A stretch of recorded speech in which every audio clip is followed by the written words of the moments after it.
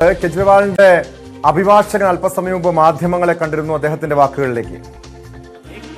मौखिक order court ने pronounce किया, उसमें कोर्ट ने कहा कि अरविंद केजरीवाल जी को 20 दिन के लिए इंटरिम बेल दी जा रही है 2 जून तक, और कोई कैंपेनिंग के ऊपर कोई रिस्ट्रिक्शन नहीं है, वो क्या कह सकते हैं या क्या नहीं कह सकते हैं उस पर कोई रिस्ट्रिक्शन इम्पोज नहीं की गई है।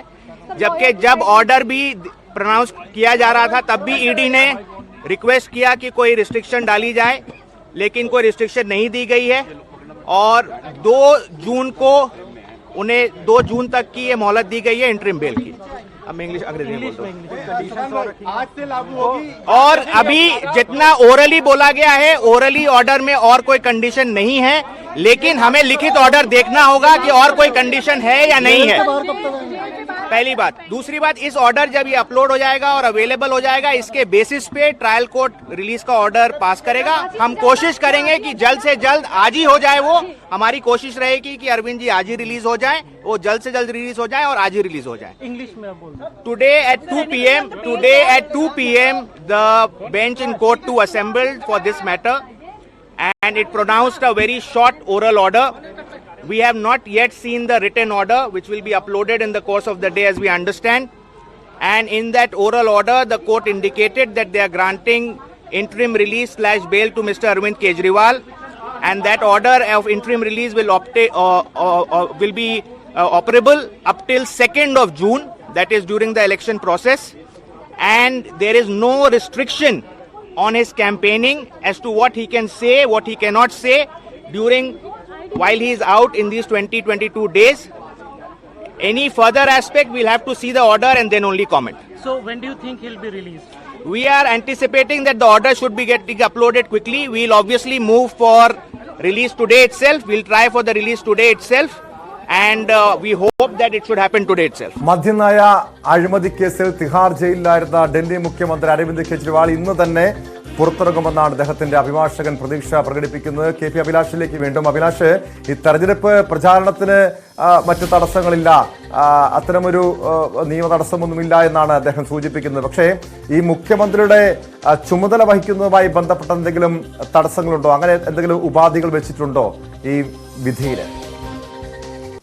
ടോം, അല്പസമയം മുമ്പ്, അതായത് അരവിന്ദ് കെജ്രിവാളിന്റെ അഭിഭാഷകന്റെ പ്രതികരണമാണ് ഇപ്പോൾ നമ്മൾ കേട്ടത്. അദ്ദേഹം പറയുന്നത് തെരഞ്ഞെടുപ്പ് പ്രചാരണവുമായി ബന്ധപ്പെട്ട ഏതെങ്കിലും തരത്തിലുള്ള റെസ്ട്രിക്ഷൻസ് ഒന്നും തന്നെ ഓറലി പറഞ്ഞിട്ടില്ല. വാക്കാൽ പരാമർശം, അതായത് ഈ കോടതി വിധിയുടെ വാക്കാൽ പരാമർശത്തിൽ അത്തരത്തിലുള്ള ഒരു ഉപാധികളും പറഞ്ഞിട്ടില്ല എന്ന് പറയുമ്പോൾ തന്നെ അദ്ദേഹം വ്യക്തമാക്കുന്നുണ്ട്, ഇതിന്റെ പ്രിന്റ് ലഭിക്കുമ്പോൾ, അതായത് കോടതി ഉത്തരവിന്റെ പകർപ്പ് ലഭിക്കുമ്പോൾ മാത്രമാണ് ഇത് സംബന്ധിച്ച മറ്റു കാര്യങ്ങൾ വ്യക്തത കൈവരികയുള്ളൂ. തീർച്ചയായും അദ്ദേഹം മുഖ്യമന്ത്രിയാണ്, അതുകൊണ്ട് തന്നെ പലതരത്തിലുള്ള പ്രിവിലേജ് ഉണ്ട്. പക്ഷേ നിലവിലെ സാഹചര്യത്തിൽ ഇടക്കാല ജാമ്യം ലഭിക്കുമ്പോൾ അരവിന്ദ് കെജ്രിവാളിനെ പോലെ ഒരാൾക്ക് ഒരു പക്ഷേ രാജ്യം വിട്ടു പോകരുത് എന്നതിനപ്പുറത്ത് മറ്റ് ഇന്ത്യയിൽ എവിടെയെങ്കിലും സഞ്ചരിക്കുന്നതിനോ ഒന്നും ഒരു തടസ്സവും ഉണ്ടാകാൻ സാധ്യതയില്ല. പ്രത്യേകിച്ച് തെരഞ്ഞെടുപ്പ് സമയം കൂടിയാണ്.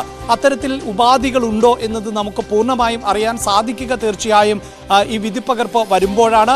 അതോടൊപ്പം ED പലതരത്തിലുള്ള വാദങ്ങളും ഈ ജാമ്യാപേക്ഷ പരിഗണിക്കവേ ഉന്നയിച്ചിരുന്നു. അതിലേറ്റവും പ്രധാനപ്പെട്ടത് തെരഞ്ഞെടുപ്പ് സമയമാണ് എന്നതിന്റെ ആനുകൂല്യം നൽകിക്കൊണ്ട് അരവിന്ദ് കെജ്രിവാളിന് ഇടക്കാല ജാമ്യം നൽകരുത്, അത് ജനാധിപത്യത്തിലെ തന്നെ തെറ്റായ പ്രക്രിയയായി മാറും, കീഴ്വഴക്കമായി മാറും എന്നാണ് എൻഫോഴ്സ്മെന്റ് ഡയറക്ടറേറ്റ് ചൂണ്ടിക്കാണിച്ചത്. അങ്ങനെ ഒരു ആനുകൂല്യം ഇതിനു മുമ്പൊന്നും ആർക്കും ലഭിച്ചിട്ടില്ല എന്നും കുറ്റകൃത്യത്തിന്റെ ഗൗരവമാണ് കണക്കിൽ എടുക്കേണ്ടത് എന്നുമായിരുന്നു EDയുടെ വാദം.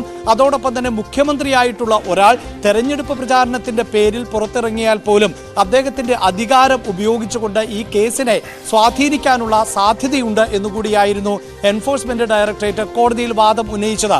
എന്തായാലും ആ വാദങ്ങൾക്ക് കാര്യമായ പരിഗണന ലഭിച്ചില്ല എന്ന് വേണം നമുക്ക് ഈ ഘട്ടത്തിൽ അനുമാനിക്കാൻ. അതുകൊണ്ട് തന്നെയാണ് കോടതി ഇപ്പോൾ ജാമ്യം അനുവദിച്ചിട്ടുള്ളത് എന്ന് കരുതി നമുക്ക് ഈ ജാമ്യത്തിൽ ഉപാധികൾ ഉണ്ടാകില്ല എന്ന് പൂർണ്ണമായും കരുതാനാകില്ല. പക്ഷേ തെരഞ്ഞെടുപ്പ് പ്രചാരണത്തിൽ അടക്കം സജീവമാകാൻ അരവിന്ദ് കെജ്രിവാളിന് സാധിക്കുമെന്ന ആത്മവിശ്വാസം ആണ് അഭിഭാഷകൻ പുലർത്തുന്നത്. ഇതിലെടുത്തു പറയേണ്ടത് ഡൽഹിയിലെ തെരഞ്ഞെടുപ്പ് പ്രചാരണം തന്നെയാണ് ടോം. കാരണം 2019 ലോക്സഭാ തെരഞ്ഞെടുപ്പിൽ 7 മണ്ഡലങ്ങളിലും BJP ആണ് ഡൽഹിയിൽ വിജയിച്ചത്. നമുക്കറിയാം ഡൽഹിയുടെ ഒരു പ്രത്യേകത, നിയമസഭാ തെരഞ്ഞെടുപ്പ് നടക്കുമ്പോൾ ഇപ്പോൾ തുടർച്ചയായി തന്നെ AAP വിജയിക്കുകയും AAP ഭരണത്തിലിരിക്കുകയും ചെയ്യുന്നു. പക്ഷേ ലോക്സഭയിലേക്ക് വരുമ്പോൾ പലപ്പോഴും വലിയ ഭൂരിപക്ഷത്തോടു കൂടി തന്നെ BJP നേതാക്കൾ വിജയിക്കുകയും ചെയ്യുന്ന ഒരു രാഷ്ട്രീയ സാഹചര്യമാണ് ഇപ്പോഴുള്ളത്. എന്നാൽ അതിൽ നിന്നും വ്യത്യസ്തമായി ഇത്തവണ AAPയും കോൺഗ്രസും സഖ്യമായിട്ടാണ് മത്സരിക്കുന്നത്. ഇന്ത്യ സഖ്യത്തിന്റെ രൂപത്തിൽ അവിടെ 4 മണ്ഡലങ്ങളിൽ ആണ് AAP മത്സരിക്കുന്നത്, 3 കോൺഗ്രസും. അങ്ങനെ മത്സരിച്ച് BJPക്കെതിരെ വിജയം നേടാം എന്ന ഒരു പൊതു വിലയിരുത്തൽ AAP സഖ്യത്തിന് ഉണ്ട്. അതുകൊണ്ട് തന്നെ അരവിന്ദ് കെജ്രിവാൾ പുറത്തിറങ്ങുമ്പോൾ ഡൽഹിയിലടക്കം ക്യാമ്പയിനുകൾ നയിക്കാൻ അദ്ദേഹത്തിന് സാധിക്കും എന്നു മാത്രവുമല്ല, ഈ അറസ്റ്റ് ഉൾപ്പെടെ രാഷ്ട്രീയ ആയുധമാക്കി മാറ്റാൻ AAPക്ക് സാധിക്കും. അത്തരത്തിലുള്ള പ്രചാരണത്തിനാകും വരും ദിവസങ്ങളിൽ അല്ലെങ്കിൽ വരും മണിക്കൂറുകളിൽ സാക്ഷ്യം വഹിക്കാൻ പോകുന്നത്. എന്തായാലും 25-ാം തീയതിയാണ് ഡൽഹിയിലെ ലോക്സഭാ തെരഞ്ഞെടുപ്പ് നടക്കുന്നത്. അതുകൊണ്ട് തന്നെ കൃത്യമായി വിഷയങ്ങൾ അവതരിപ്പിക്കുന്നതിനും ക്യാമ്പയിനിൽ സജീവമാകുന്നതിനും അരവിന്ദ് കെജ്രിവാളിന് സമയം ലഭിക്കുന്നു എന്നതാണ് എടുത്തു പറയേണ്ടത്. ജൂൺ 1 വരെയാണ്, അതായത് ജൂൺ 2-ാം തീയതി തിരികെ അരവിന്ദ് കെജ്രിവാളിന് ജയിലിലേക്ക് എത്തേണ്ട സാഹചര്യമാണ് ഇപ്പോൾ. ന്യൂസ് ഡെസ്കിൽ നിന്നും വിവരങ്ങൾ നൽകിയത് അഭിലാഷ്.